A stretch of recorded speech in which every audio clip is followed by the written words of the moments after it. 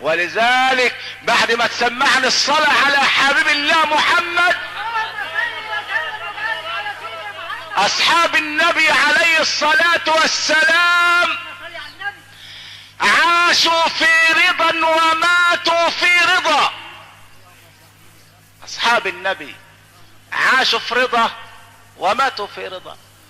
شوف بقى لما يجي واحد من فقراء المسلمين الثوب اللي بيصلي فيه اصبح لا يصلح دايب، ومع ذلك يروح يصلي ورا النبي عشان ما تفوتوش تكبيرة الاحرام وراء رسول الله، لان كان اللي يفوتوا تكبيرة الاحرام ورا النبي كانوا يعزوه، كانوا يقولوا له عظم الله اجره.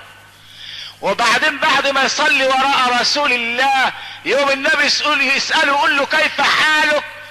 يقول له الحمد لله يا رسول الله. يقوم النبي يبعت يجيب احد قميصيه ويلبسه لذلك الصحابي، لان الجلابية دابت، فالنبي يجيب قميص من قميصيه ويعطيه للصحابي ليلبسه، ويرجع الصحابي لمراته، فاول ما تشوف عليه قميص النبي تقول له ماذا قلت لرسول الله؟ هل شكوت الله الى رسوله؟